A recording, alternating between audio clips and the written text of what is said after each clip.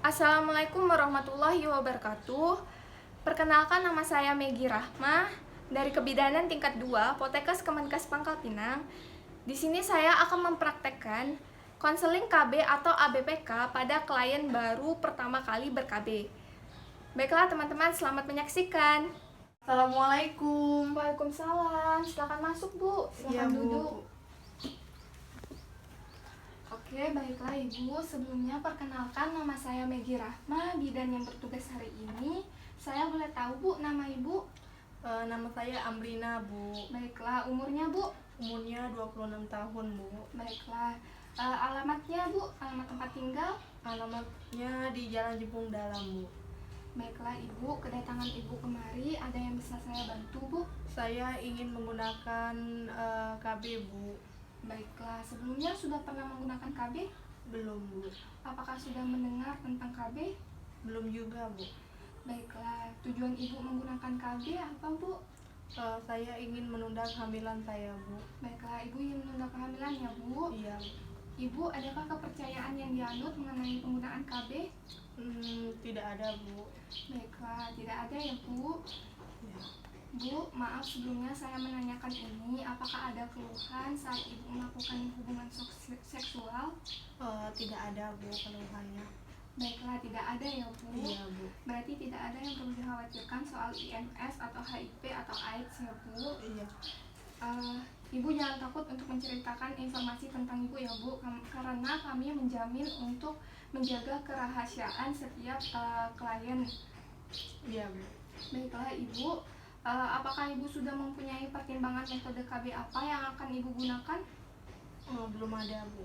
Baiklah, kalau belum ada, kita akan mencari bersama-sama metode KB apa yang cocok dan pas buat kebutuhan Ibu ya, Bu.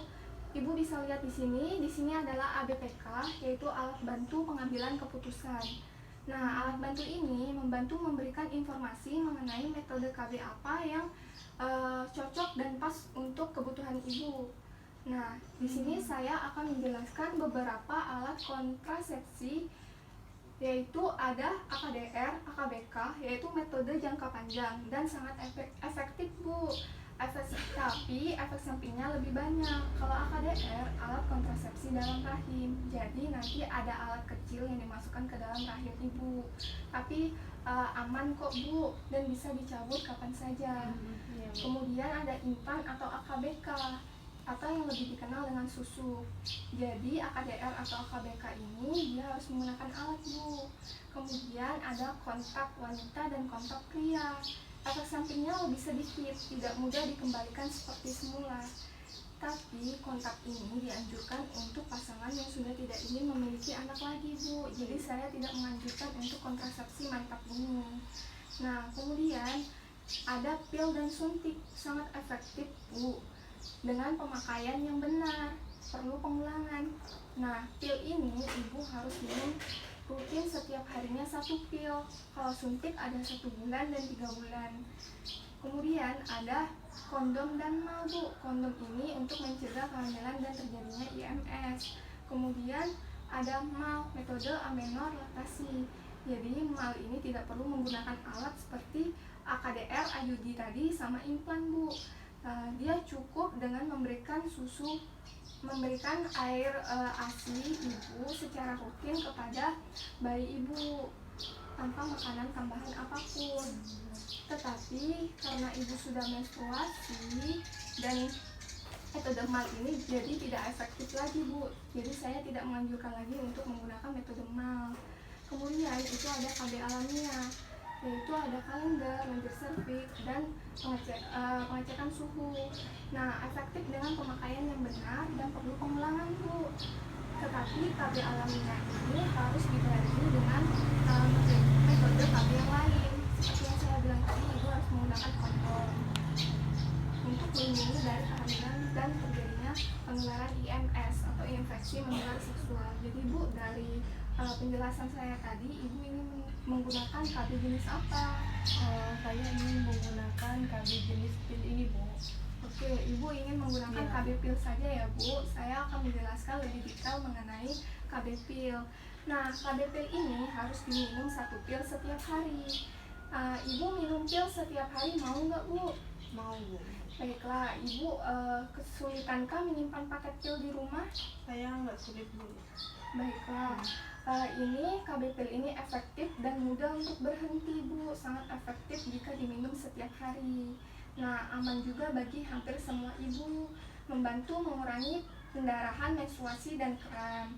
Perempuan biasanya mengalami efek samping pada awalnya Bu, apalagi pada 3 bulan pertama pemakaian, dan tetapi tidak berbahaya, tidak melindungi dari HIV atau IMS.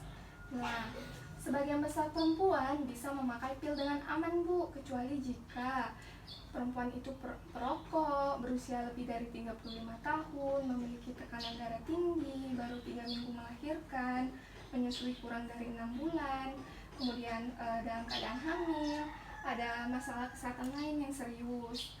Nah, untuk masalah kesehatan lain yang serius itu mungkin stroke, masalah jantung, pembuluh darah, migrain, pernah memiliki kanker payudara, ibu memiliki faktor resiko yang lebih. Nah, seperti itu Bu. Nah, kemudian efek sampingnya itu tidak berbahaya, bukan tanda-tanda penyakit. Jadi ibu tidak perlu khawatir, tidak banyak yang mengalami, biasanya segera hilang setelah beberapa bulan pemakaian. Nah, yang umum terjadi itu efek sampingnya mual-mual, flek atau bercak di antara masa haid, sakit kepala ringan, nyeri payudara, berat badan naik atau turun. Itu yang umum terjadi Ibu, efek sampingnya. Nah, Ibu dari penjelasan saya tadi masih bersediakah menggunakan metode KB pil? Saya bersedia, Bu. Baiklah, kalau begitu pil ini diminum setiap hari ya Bu. Paketnya berisi 28 pil. Setelah semua pil dalam satu paket habis, lanjutkan dengan paket baru pada hari berikutnya. Cara memakai pil yaitu minum satu pil setiap hari pada waktu yang sama. Jadi misalkan pada jam 7, Ibu harus minum pada jam 7 lagi keesokan harinya. Ibu mudah mengingatnya minum obat itu kapan Bu? Saya habis makan, Bu. Baiklah, setelah makan, Ibu berarti minum pil ini setiap harinya. Nah, kemudian setelah semua pil dalam satu paket habis, lanjutkan dengan paket yang baru pada hari berikutnya. Jadi setelah ini habis, Ibu bisa mengambil kembali paketan selanjutnya. Nah, jika lupa minum pil, satu pil segera minum pada waktu yang Ibu ingat. Minum pil berikutnya sesuai jadwal. Lanjutkan meminum pil seperti biasa, satu setiap harinya. Nah, jika Ibu lupa minum 2 pil atau lebih, atau terlambat memulai paket 2 hari atau lebih, Ibu perlu pakai kondom. Hindari senggama atau berhubungan ketika Ibu lupa meminum pil dalam waktu yang lama. Nah, Ibu harus menggunakan kondom selama 7 hari. Kemudian lewati pil tak aktif dan langsung lanjut ke paket baru. Nah, buanglah pil yang terlupa tadi dan lanjutkan minum pil seperti biasa. Kemudian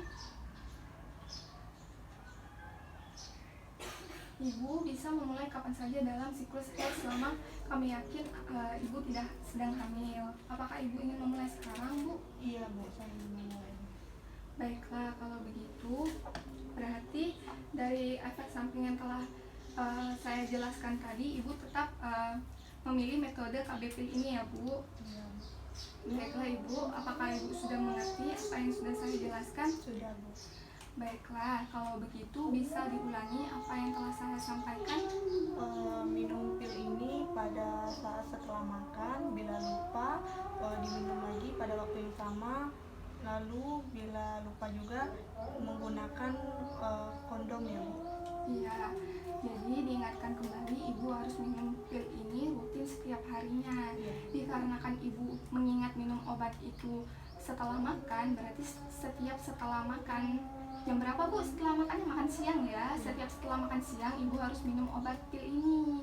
Nah, saya terangkan cara pemakaian pil KB ini. Jadi Ibu minum ini yang kuning adalah ibu minum saat menstruasi.